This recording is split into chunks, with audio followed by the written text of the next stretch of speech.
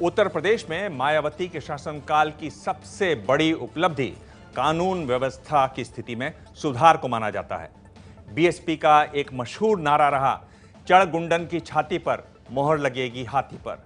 लेकिन आज मायावती अपनी सियासत की मजबूरी के चलते अपना पुराना नारा भूल गईं। 2010 में उन्होंने जिस नेता को आपराधिक गतिविधियों में शामिल होने की वजह से पार्टी से निष्कासित किया, उसे गुंडा बताया, आज उसी मुख्तार अंसारी को उन्होंने अपनी पार्टी में शामिल कर टिकट दे दिया। अंसारी के भाई और बेटे को भी बीएसपी का टिकट दिया गया है। राजनीति जो न करवाए सो कम।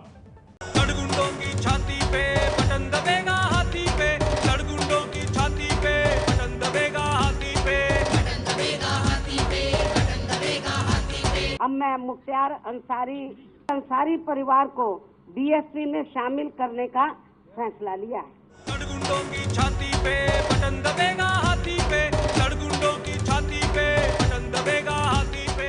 सब लोग और पूरी कौमी एकता दल बहुजन समाज पार्टी में अपने दल का विलय करते हैं। गुंडों की छाती पे बटन दबेगा हाथी पे, गुंडों की छाती पे बटन दबेगा हाथी पे। बहन जी के नारे और नियत का विरोधाभास देखिए। जिस नारे के साथ वो यूपी की सिंहासन पर सत्तारूढ़ हुई थी, जिस शख्स को उन्होंने गुंडा कहकर संबोधित किया था, आज वो उस शख्स की तारीफ में कसीदे पढ़ रही हैं। ऐसे लोगों के पार्टी में आने पर फिर हमने उन्हें हर स्तर पर उनकी कार्य क्षमता व उनके अपने खुद के समाज में उनकी अपनी पकड़ के हिसाब से, प्रभाव के हिसाब से अहमियत भी दी है। और इस बात का खास उदाहरण अल्पसंख्यक समाज से संबंधित मुख्तार अंसारी का खुद का अपना परिवार है। मुख्तार अंसारी नाम तो आपने सुना ही होगा, और अगर नहीं सुना है तो उनकी कुंडली जानने से पहले जान लीजिए 16 अप्रैल 2010 को मुख्तार अंसारी को हाथी से उतारते हुए मायावती ने क्या कहा था। उस समय अंसारी बंधुओं को बीएसपी से बाहर का रास्ता दिखाते हुए मायावती ने दलील दी थी कि ये लोग अब भी आपराधिक गतिविधियों में शामिल हैं। मतलब ये कि मायावती की नज़रों में अंसारी बंधुओं की फितरत बीएसपी में आकर भी नहीं सुधरी है। और जब मायावती को लगा कि ये लोग लाइलाज हो गए तो फिर बहन जी ने उन्हें हाथी से उतारकर पैदल कर दिया। 16 अप्रैल 2010 की उस बात ने 26 जनवरी 2017 को यू टर्न ले लिया। अब मायावती की नजर में अंसारी बंधु वो मसीहा हैं जो अन्याय और अत्याचार के खिलाफ आवाज बुलंद करने की वजह से साजिश के शिकार हुए। कुछ वर्ष पहले इनको बीएसपी में भी शामिल कराया गया था, लेकिन कुछ समय के बाद सपा के दबाव में आकर फिर इनको बीएसपी से अलग होना पड़ा, और जिसका इन्होंने अब पश्चाताप भी किया है। मायावती उल्टी गंगा में अंसारी बंधुओं के दागदार दामन को धोने की कोशिश कर रही हैं। मतलब खबर उन्हें भी है कि पूर्वांचल के इलाके में मुख्तार अंसारी नाम का मतलब क्या है।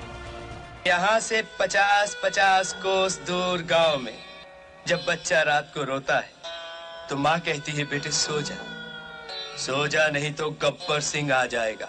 फिल्म शोले का ये डायलॉग बाहुबली मुख्तार अंसारी पर बिल्कुल सटीक बैठता है। साल 2005 में बीजेपी विधायक कृष्णानंद राय की हत्या में उनके हाथ होने और उसी साल मऊ के दंगे में खुली जीप पर बैठकर मुख्तार को घूमते हुए की तस्वीर जिस किसी ने भी देखी, उसके लिए इस बात से कोई फर्क नहीं पड़ता कि मुख्तार अंसारी जेल के अंदर है या जेल के बाहर। मुख्तार अंसारी इस समय आगरा जेल में बंद है और उस पर हत्या, रंगदारी, मारपीट, दंगा सहित दर्जनों केस चल रहे हैं। लेकिन मुख्तार अंसारी की यही बाहुबली वाली छवि उनके सियासी करियर की सबसे बड़ी खासियत है। बीएसपी का दामन थामने से पहले अंसारी बंधु औपचारिक तौर पर समाजवादी पार्टी के सदस्य थे, क्योंकि कुछ ही दिनों पहले शिवपाल यादव ने समाजवादी पार्टी के यूपी अध्यक्ष पद पर रहते हुए कौमी एकता दल का समाजवादी पार्टी में विलय कराया था। खास बात यह है कि समाजवादी पार्टी में पिछले दिनों जो कुछ हुआ उसकी जड़ में अंसारी बंधु ही थे।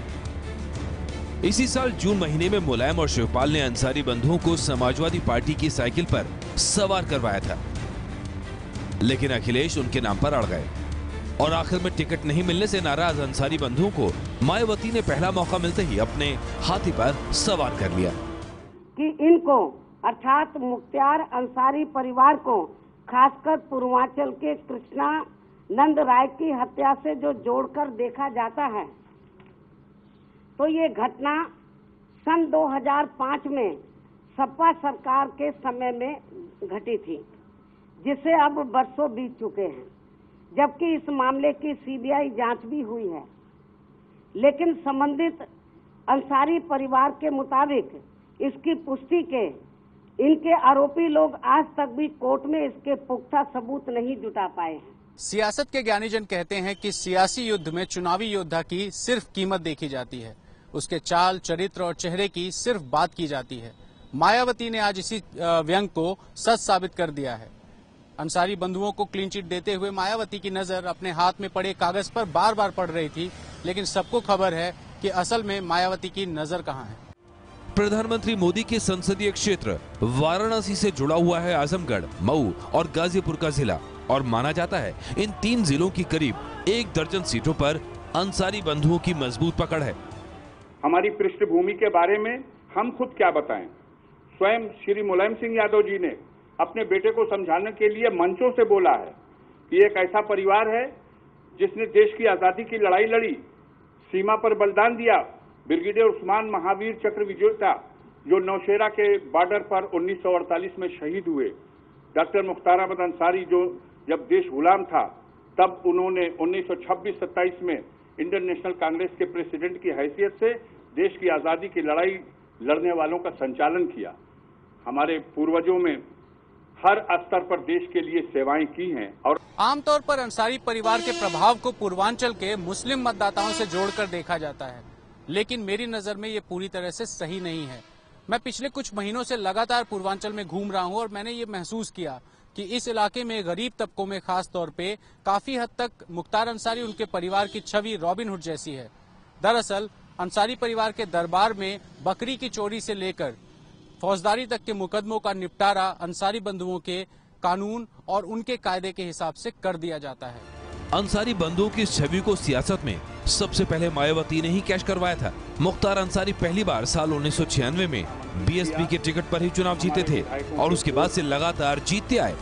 अंसारी बंधुओं के बीएसपी में शामिल होने के बाद अब मेरी नजर बीएसपी के नारे पर है। गारंटी तो नहीं ले सकता हूं, लेकिन विश्वास है कि इस बार बहन जी चढ़ गुंडन की छाती पर मोहर लगेगी, हाथी पर के नारे नहीं देंगी, क्योंकि अब तो वही लोग हाथी पर सवार हो गए हैं जिन्हें मायावती ने कभी गुंडा कहा था।